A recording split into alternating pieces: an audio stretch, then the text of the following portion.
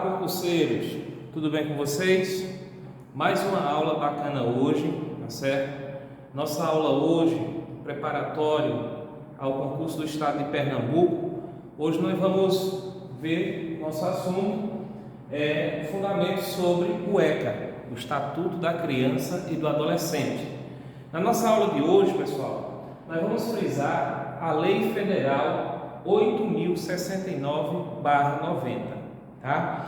E eu quero começar falando para vocês sobre esse tema e essa discussão de hoje, alguns pontos importantes.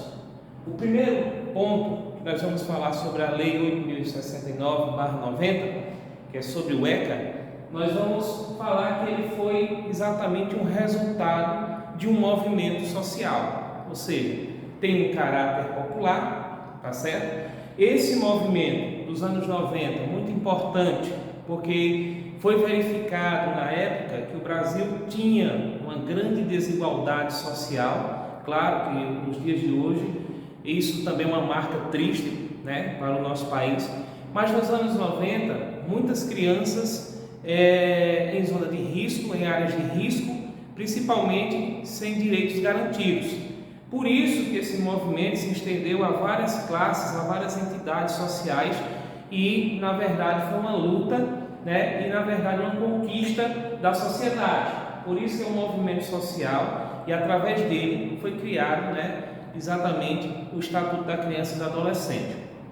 Outro ponto importante é que o objetivo do ECA é exatamente proteger. Ele protege, ele garante, tá certo, direitos fundamentais.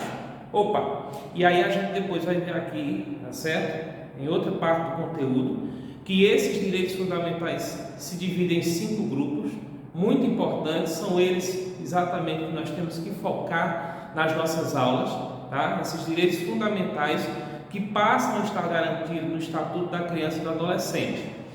Outra característica é que, na verdade, a Lei 8.069/90 está assegurado no artigo 227 da Constituição Federal.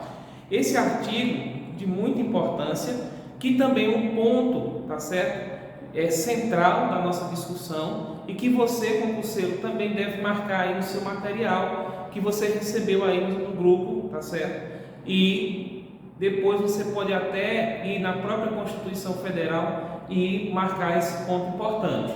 O artigo 227 ele trata exatamente de todos os direitos fundamentais, como também exatamente de outros fundamentos das políticas públicas em relação ao Estatuto da Criança e do Adolescente. Outro ponto importante, pessoal, é que, na verdade, o Estatuto da Criança e do Adolescente ele é considerado, tá, na verdade, um projeto de política pública. Isso porque essa política passa a atender à necessidade, né, de crianças e adolescentes, tá?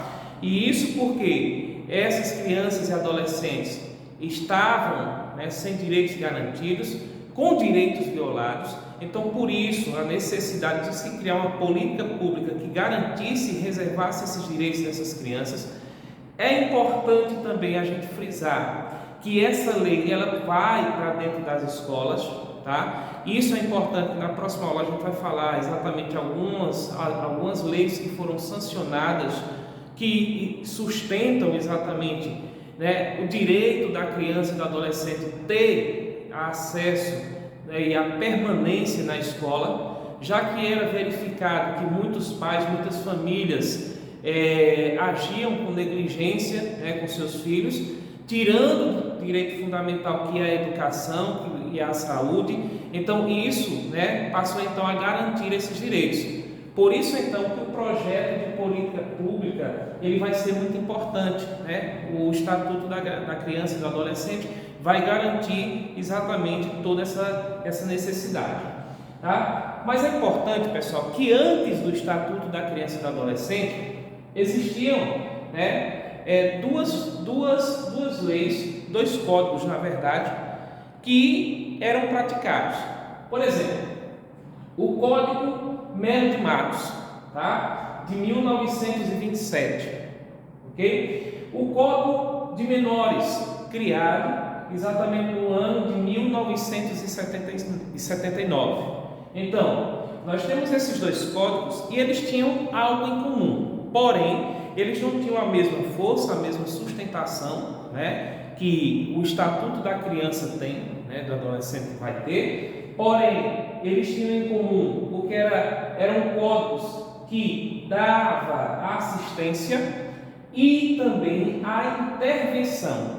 Então eram duas práticas bem distintas no Brasil nesse período com os dois códigos, tá? Tinha um caráter assistencial, né? E tinha um caráter também de intervenção, porém ele não tinha a mesma força que um projeto público hoje, né, político hoje, como o ECA tem essa força, ok? Então nós vamos pensar que esses dois códigos anteriores aos anos 90, é importante frisar porque muitas questões, muitas bancas costumam saber se você, concurseiro, domina o conteúdo, se você conhece o conteúdo. Então, às vezes, dependendo da banca, eles costumam cobrar exatamente esses dois códigos e é importante a gente, né, estudá-los também, né? E, na verdade, eles não eram uma política pública ainda, né? Exatamente porque no contexto histórico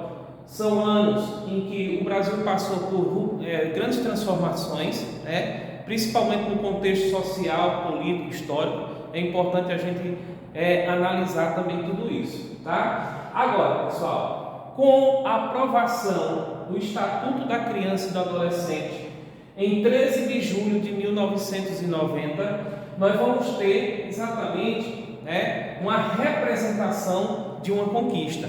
Então, o que é que nós vamos entender? Uma população, instituições, entidades que se juntam e que vão às ruas, que vão manifestar interesse em